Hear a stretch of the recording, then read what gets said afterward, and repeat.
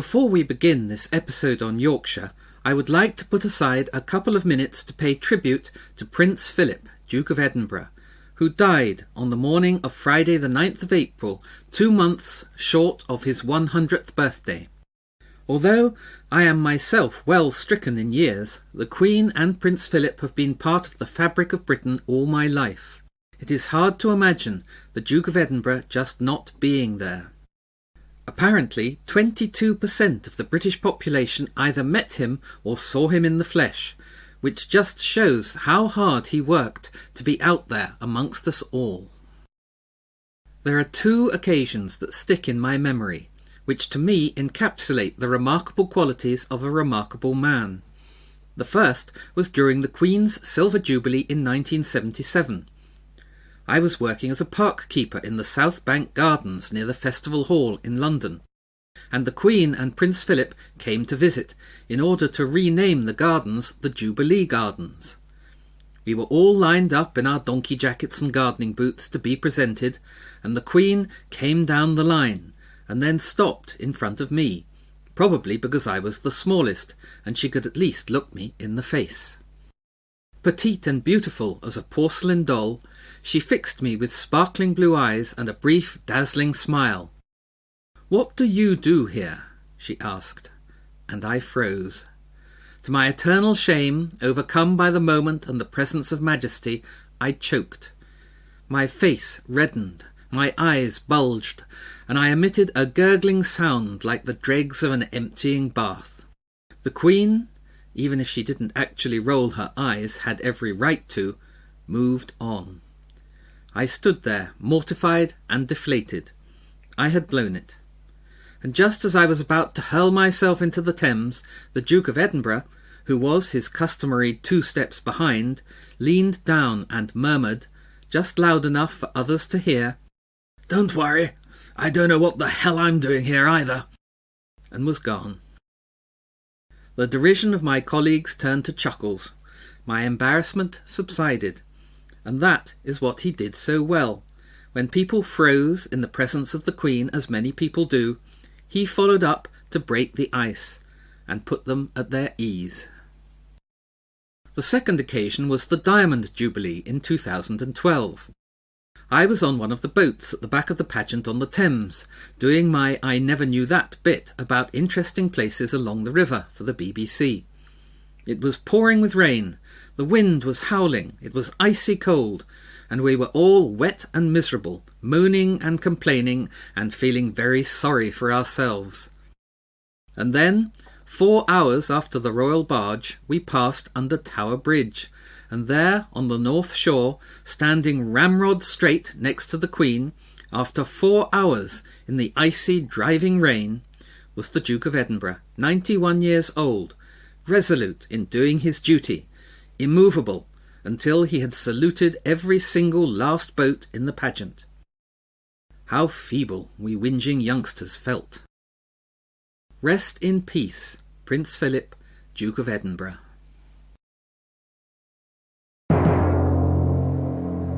Welcome to another episode of Christopher Winn's I Never Knew That, opening the door onto a world of knowledge, adventure and surprise, as we travel around Britain and Ireland in search of entertaining stories and fascinating facts that will make you want to exclaim again and again, "I never knew that."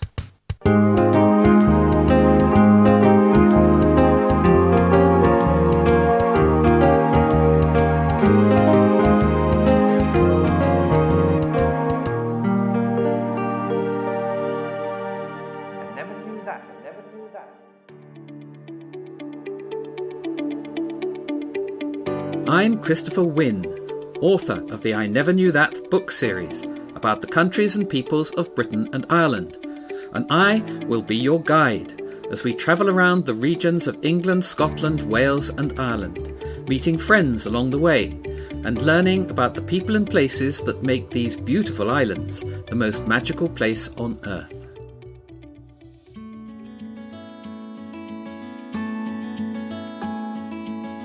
In this episode, we visit Yorkshire, taking in the northern capital of the Roman Empire, the scene of the naval battle that secured American independence, the village where man first flew, and the setting for the world's first moving pictures.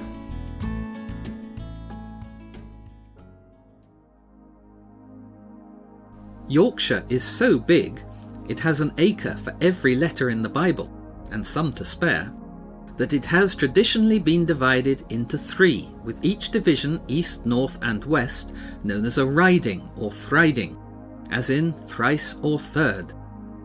The West Riding is the biggest county in England on its own, while the North Riding is bigger than Norfolk, England's 4th largest county. Bureaucrats have more recently divided Yorkshire into north, south, east and west, but however you cut it, Yorkshire remains, for Yorkshire folk and others, God's own country. Stop 1. The Walls of York.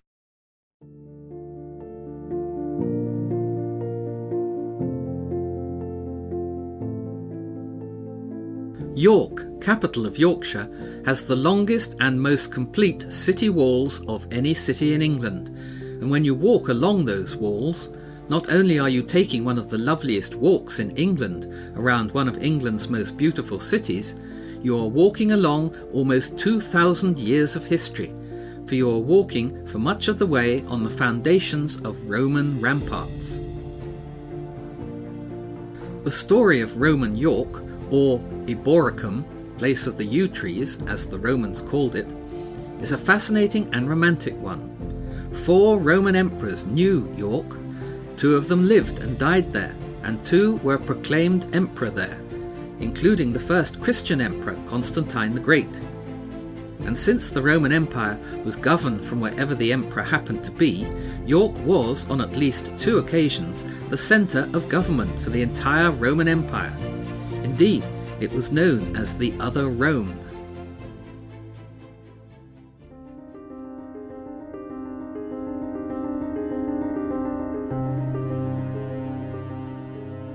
Roman York was founded in AD 71 by the 9th Legion, who had been sent north by the governor of Britannia, Julius Agricola, to subdue the troublesome Brigantes, a Celtic tribe who occupied an area north of the Humber roughly equivalent to modern-day Yorkshire. The 9th Legion built themselves a wooden fortress on a strategic site between the rivers Ouse and Foss to serve as their military base and administrative centre. The site of the headquarters of the Roman fortress is now occupied by York Minster, Britain's largest medieval cathedral. The 9th Legion, consisting of some 5,000 men, was one of Rome's most famous legions. It had originally been created by Julius Caesar and had helped in the invasion of Britain under the Emperor Claudius in AD 43. The Legion remained based in York for about 50 years, before mysteriously vanishing from history. It is thought that it may have been wiped out by a British attack either on York or further north, and that it was this outrage that had brought the Emperor Hadrian to York in AD 122, on his way to secure the reinforcement of the empire's northern border with the construction of the famous Hadrian's Wall.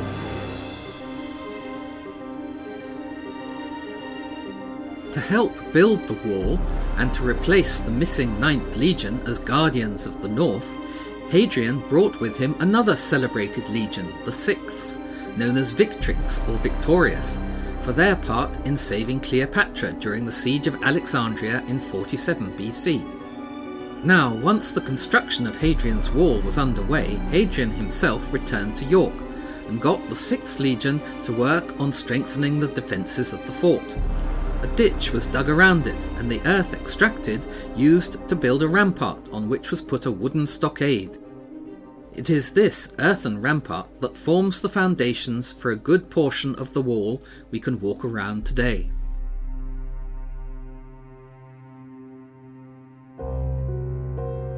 The 6th Legion remained based in York until the Romans retreated from Britain at the beginning of the 5th century.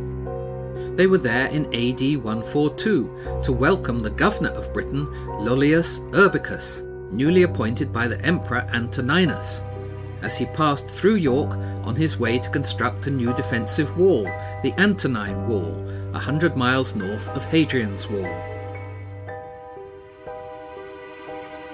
And they were there in AD 208 to welcome the Emperor Severus, who came with his Praetorian Guard to have another go at the persistent Picts.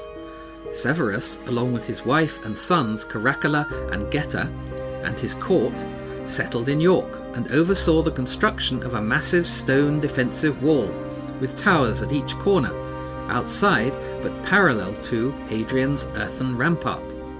Within, they built a stone city worthy of an emperor. A section of this Roman wall and one of the 4 corner towers, known as the Multangular Tower, can still be seen, standing in the museum gardens between the Minster and the River Ouse.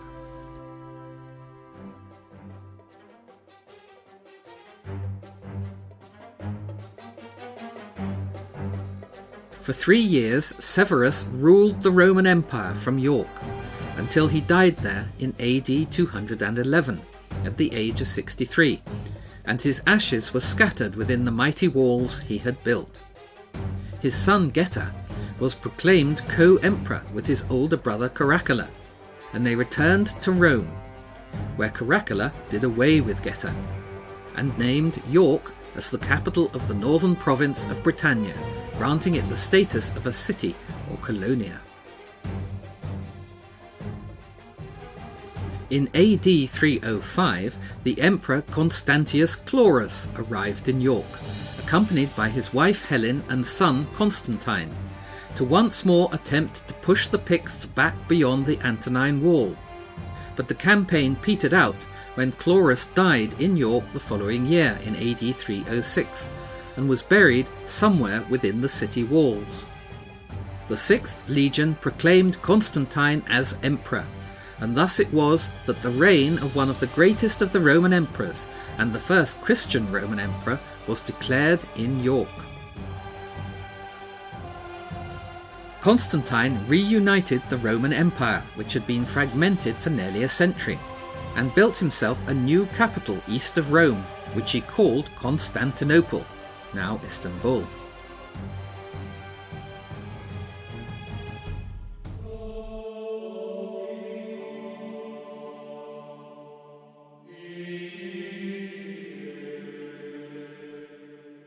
In AD 313, he issued an edict legitimizing Christianity throughout the empire, and, in a show of gratitude for the support that York had given him, he approved the appointment of the first ever Bishop of Eboracum.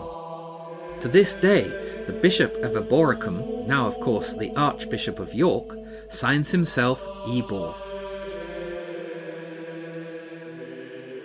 Constantine's mother, Helen, became a saint after discovering the remnants of the true cross in Jerusalem, and a church dedicated to St. Helen was raised above her husband Constantine Chlorus's burial place in York.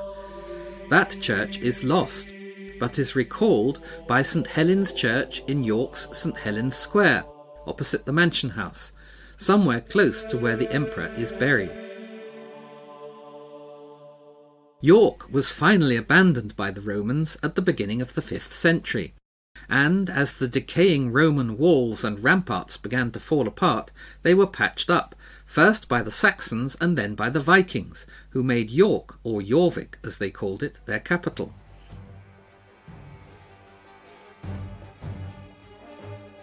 The Normans arrived and put up a new wall of earth and wood along the route of the Roman defences, and over the next 200 years this wall was rebuilt in stone and extended east and south across the Ouse to encompass the whole of the medieval city, with huge defensive gates called bars inserted into the walls. The walls to the west and north of York follow pretty much the course of the Roman walls of Eboracum, and if you walk along them at dusk, it is sometimes possible to hear the tramp of Roman legionaries, or catch a fleeting glimpse of an emperor's purple cloak as the sun sets over this other Rome.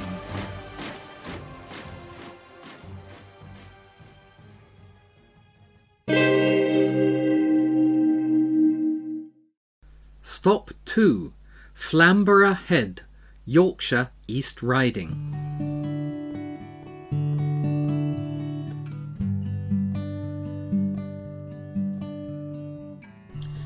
Flamborough Head, where the Yorkshire wolds meet the sea, is one of the highest and most spectacular landmarks on the east coast of England. The headland lies at the southern end of a range of chalk sea cliffs, the only ones in the north of England. They reach a height of 400 feet and make up the largest breeding ground for birds on the English mainland, including auks, gulls and puffins, as well as Britain's only mainland colony of gannets. To the north lies Filey Sands, where in 1911 29-year-old Robert Weiss became the first passenger to die in a plane crash in England, when the wings fell off the Blackburn Mercury, in which he was a passenger, as it attempted to come out of a steep dive.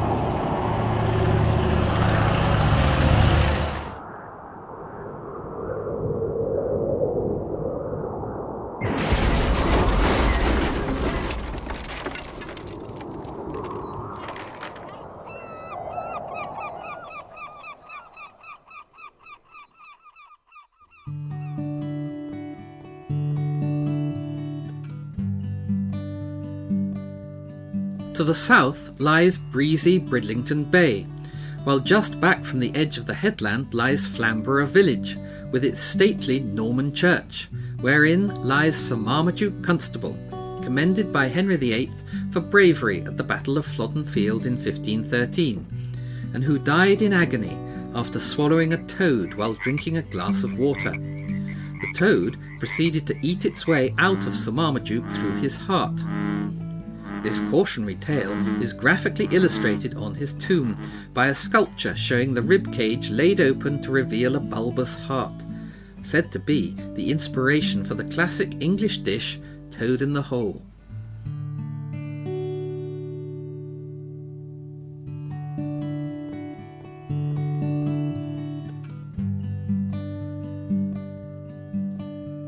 Every Christmas, before his unfortunate end, Sir Marmaduke Constable would walk out onto the end of Flamborough Head and fire an arrow with a gold coin attached to it out to sea, calling for the King of Danes to come and collect it.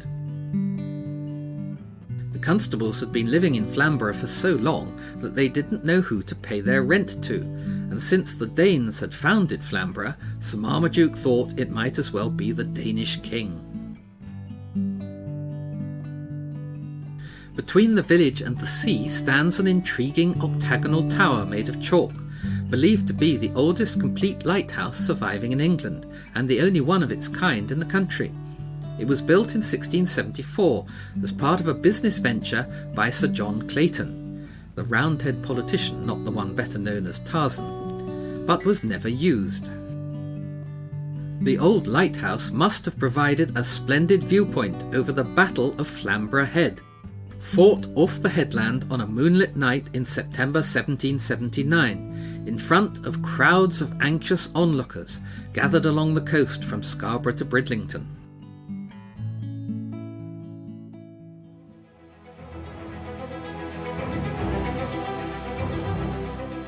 A small squadron of the fledgling American Continental Navy, donated by the French and commanded by the father of the American Navy, Scots-born John Paul Jones, engaged two British warships who were escorting a convoy of the Baltic merchant fleet down the Yorkshire coast towards Hull. The battle was fierce and brutal, the sea foaming red with blood, with many dead and mutilated on both sides. The lead British ship HMS Serapis and Jones's flagship Bon Homme Richard, named in honour of Jones's patron Benjamin Franklin, who wrote a popular almanac under the name of Poor Richard, became locked together and caught fire. After a mighty explosion rocked the Bon Homme Richard, the watchers on the cliffs thought that Jones was lost, his ship dismasted and his flag shot away. The British commander, Captain Pearson, is said to have called on Jones to surrender, but Jones's reply, "I have not yet begun to fight," has become part of US Navy folklore. In the end, it was Captain Pearson who, to save further slaughter, and once he was satisfied that the convoy had reached safety in Scarborough Harbour, surrendered his sword to Jones on board the Bon Homme Richard. Once Jones realised his beloved flagship could not be saved, he boarded the Serapis with his crew and set sail for neutral Holland, where he handed over his prize and its crew to the French and took command of a new American ship, the Alliance. The Bonhomme Richard was left drifting out to sea off Flamborough Head to sink slowly beneath the waves 2 days later.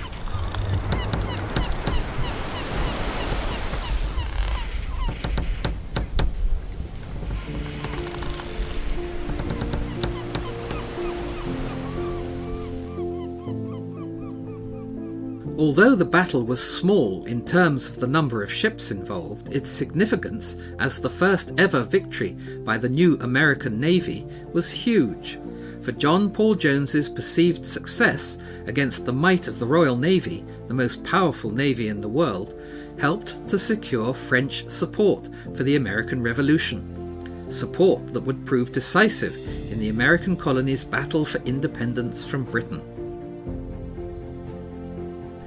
The lost Bonhomme Richard, flagship of the father of the American Navy, has achieved legendary status, and there have been numerous attempts to find the wreck in its resting place off Flamborough Head, one of them led by the American crime writer Clive Cussler. But as yet, the sea off the Yorkshire coast has refused to give up its tantalising prize.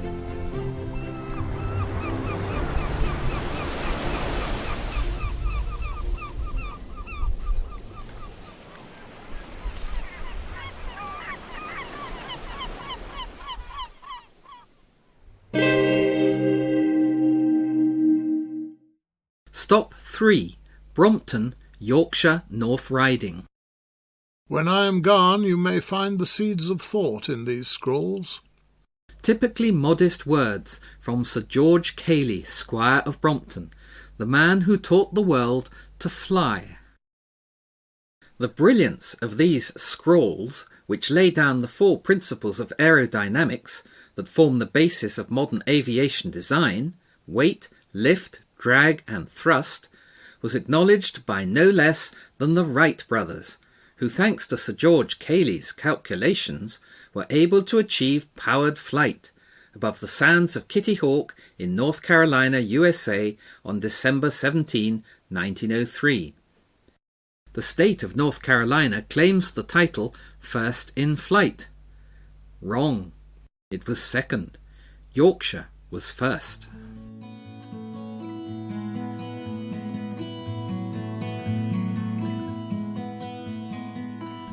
Brompton, on the southern edge of the North York Moors near Scarborough, has many reasons to be proud.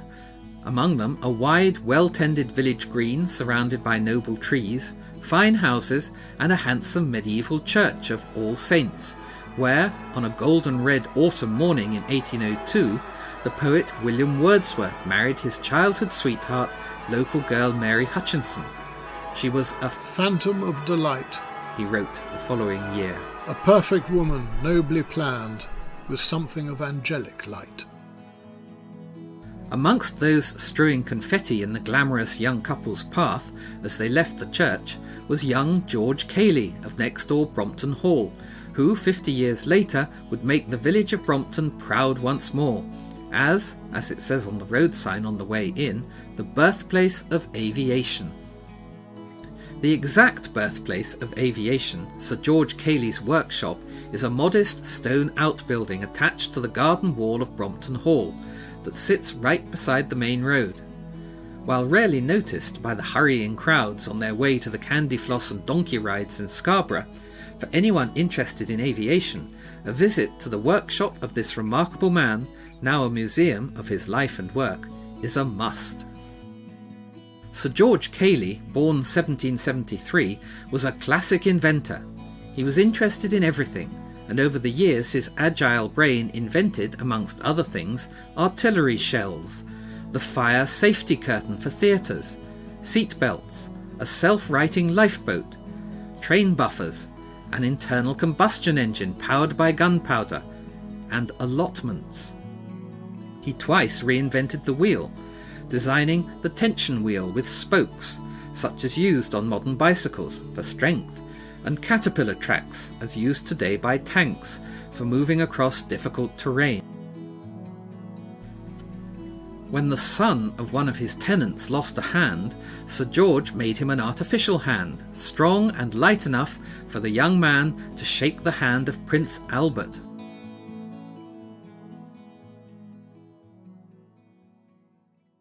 His ultimate dream, to see man fly, was finally realized in 1853, when he was 80 years old.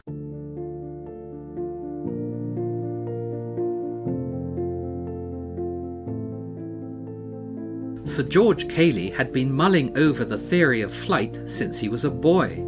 His observations of seagulls gliding through the air on outstretched wings had convinced him that to design something with flapping wings was not the answer. Instead, what you needed was an appropriately curved fixed wing, which, allied to forward motion, would create lift. So he disappeared into his workshop and set about building a contraption based on these scientific principles.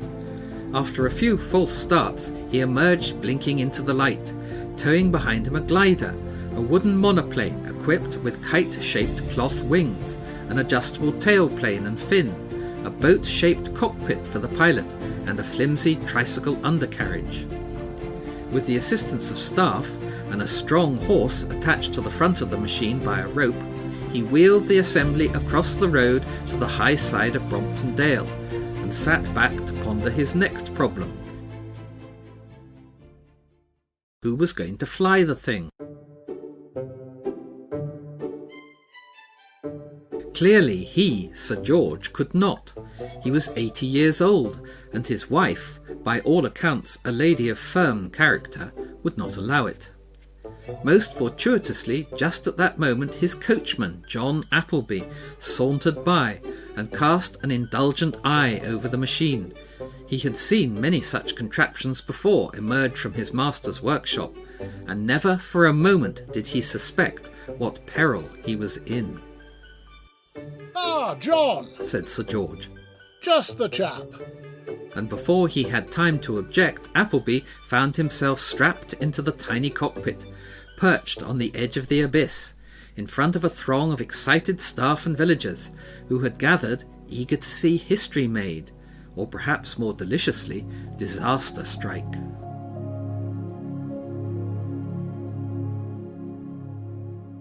At a sign from Sir George, the horse was urged into a gallop, and the glider scooted along the ground and then rose into the air, higher and higher and higher, soaring like a bird into the Yorkshire sky.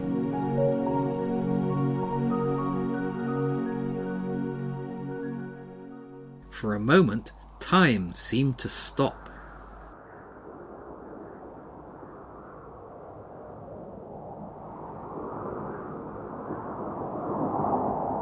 Imagine the cheers of the crowd below, Yorkshire folk cheering a Yorkshire man, flying a Yorkshire-built glider across a Yorkshire garden.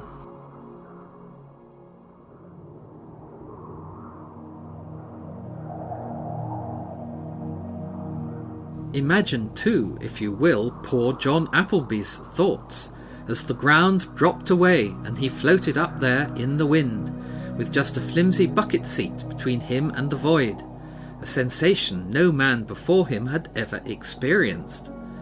When he got up that morning, no doubt with little on his mind except his breakfast, how could he have known that by the end of the day he would have joined the gods, as the first man ever to fly?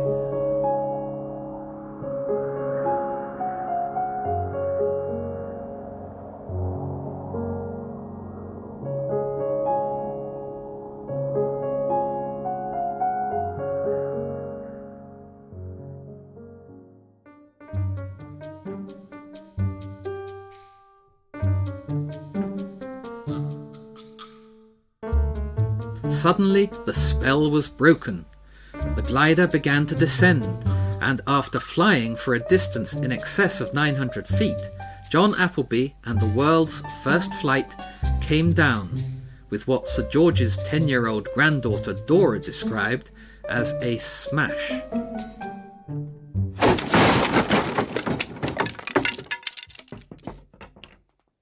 John Appleby extricated himself from the wreckage, brushed himself down, rose to his full height, fixed his elated employer with an accusing eye, and spoke as only a Yorkshireman could at such a moment. "Sir George, I wish to give notice. I was hard to drive, not to fly." And with that he turned on his heels and limped away into immortality.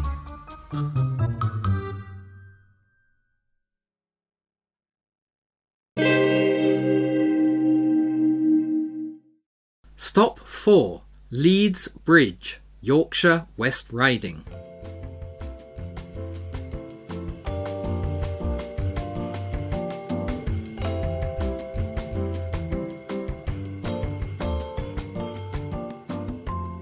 Leeds, Yorkshire's industrial powerhouse, has contributed much to the world and can boast many superlatives, firsts and inventions. The first wool mill and the first fully automated steam-powered mill in the world, the Bean Ings Mill, built in 1792. The Armley Mill, by the end of the 18th century the largest mill in the world.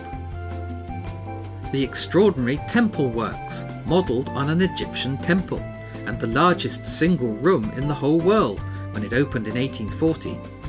Tetley's Brewery, founded in Leeds in 1822, which by the 1980s had become the world's largest producer of cask ale. The finest and largest Victorian shopping arcades in the world, covered by the largest expanse of stained glass in Europe. In addition, Leeds is the birthplace of Portland Cement, Marks and Spencer, Next, originally Hepworth, and in many ways the railways, for the Middleton Railway, built to carry coal from the Middleton Colliery to the centre of Leeds, was established in 1758 by the first ever Railway Act of Parliament, and is still operating as the world's oldest continually working railway.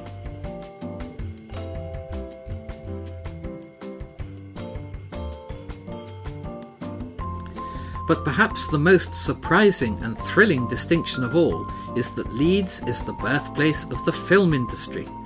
Forget Hollywood or Bollywood or Pinewood. The Godfather, Citizen Kane, Casablanca, Psycho, Star Wars, Star Trek, E.T., Jaws, the Bond movies, Harry Potter, Jurassic Park, The Sound of Music. They owe it all to Leeds.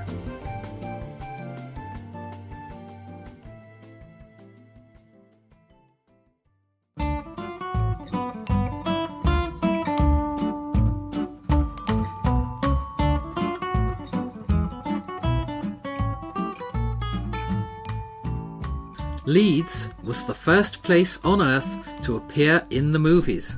A Leeds family were the first movie stars, and Leeds Bridge, the first structure on Earth ever to appear on moving film.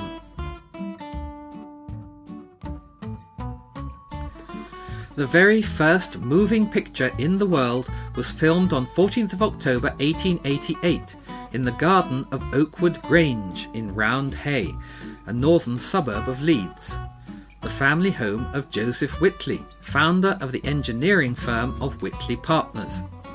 Starring in the movie were Joseph Whitley himself and his wife Sarah, their son-in-law Adolphe Le Prince, and Harriet Hartley, a family friend, who were all seen moving around on a sunlit patch of lawn beside a bay window of the house. The cameraman was Adolphe's father, Louis Augustin Le Prince, who was married to the Whitley's daughter Elizabeth and worked for Whitley Partners. He was using his own single-lens camera built at his workshop in Woodhouse Lane, Leeds. Sometime later in October, from a second-floor window of Hicks the Ironmonger's at number 19 Bridge End, Louis Augustin Le Prince, using the same camera, filmed the moving traffic crossing Leeds Bridge, immortalising it as the first bridge ever seen in the movies. The smart Georgian building at the south end of Leeds Bridge from where Le Prince filmed the bridge is still there, marked by a blue plaque, and although the bridge was rebuilt in 1945, to walk across it is still to walk through movie history.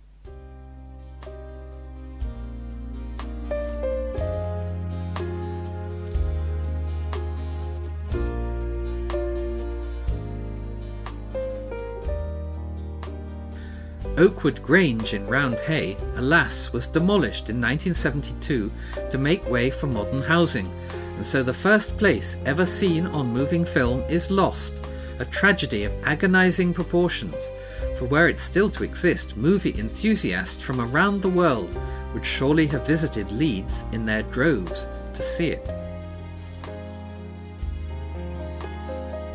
It is at least possible to see Le Prince's actual historic camera and film footage at the National Media Museum in Bradford. As for the world's first movie stars, Sarah Whitley, Le Prince's mother-in-law, died 10 days after the filming of the Roundhay Garden scene, while her husband Joseph died 3 years later in 1891.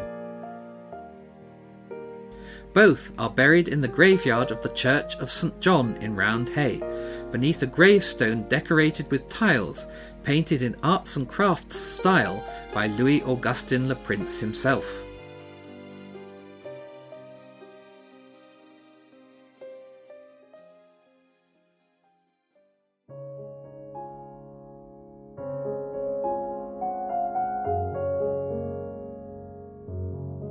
Louis Augustin Le Prince was born in Metz in northeast France in 1841. He became an artist and then studied chemistry at Leipzig University, where he met John Whitley, who asked him to move to Leeds and join his family firm, Whitley Partners. 3 years later, Le Prince married the boss's daughter, Elizabeth, herself a talented artist. Le Prince had long been interested in photography, having studied under the photography pioneer Louis Daguerre, whom he had met through his father, and he now began experimenting with the technology needed to capture moving pictures. The results of his endeavours was the world's first movie camera, a single-lens camera using a single roll of film moving from spool to spool through a shutter and taking sequential images. It was this camera which he used to shoot the Roundhay Garden scene and traffic crossing Leeds Bridge. Some 7 years before rivals Thomas Edison and the Lumiere brothers claimed their own movie cameras as the first. Le Prince knew there was no point in publicising his movies until he had found some way of projecting them, a problem that was eventually solved by replacing the Eastman paper film he was using with celluloid. So in 1890 he arranged a public screening at the Morris Jumel Mansion in New York to demonstrate his work and to apply for a US patent.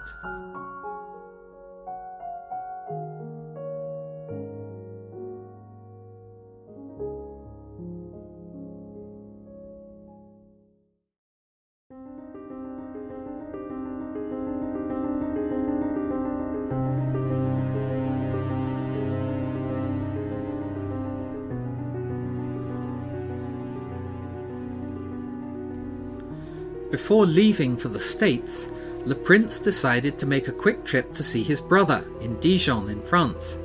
After the visit on the 16th of September 1890, his brother saw Le Prince onto the train to Paris at Dijon station and waved goodbye. Louis Augustin Le Prince, the man who invented the movies, was never seen again. He, his papers and his luggage vanished.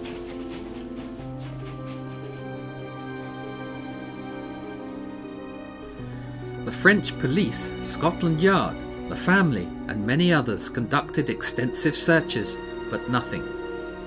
And since his body was never found, Le Prince's family had to wait 7 years until he was declared dead before they could confirm his patents, by which time Thomas Edison had filed his own patent and been declared the inventor of the movie camera.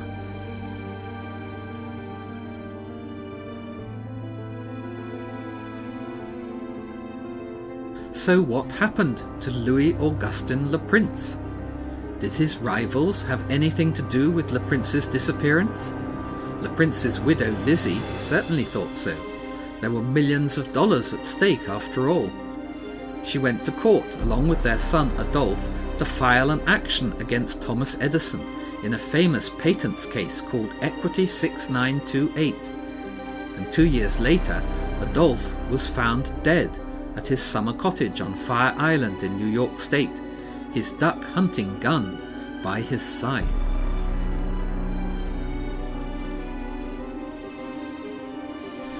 There were other theories.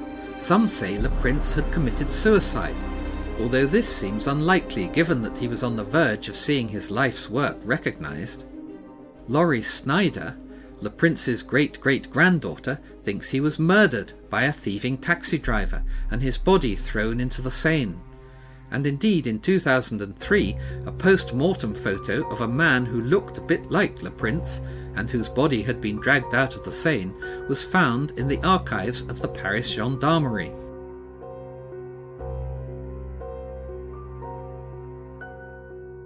It truly is a mystery worthy of a Hitchcock thriller. But whatever happened, nothing can take away the fact that Leeds in Yorkshire has the honour of being the first ever film location.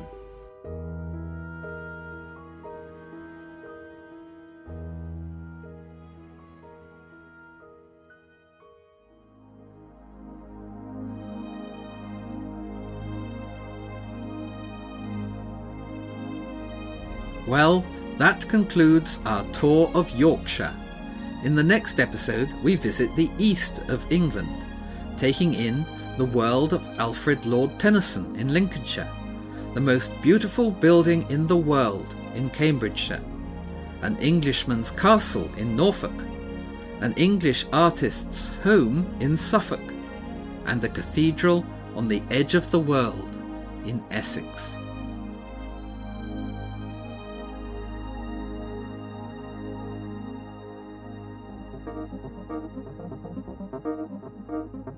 This has been an I Never Knew That production, brought to you by Christopher Winn, with guest star Rupert Van Sittert.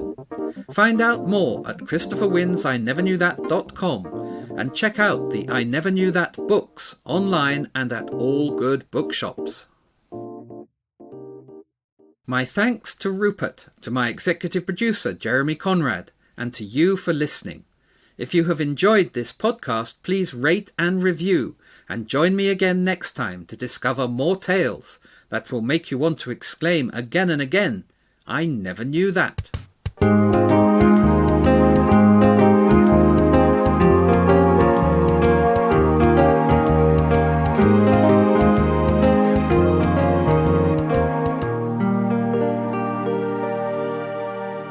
never knew that.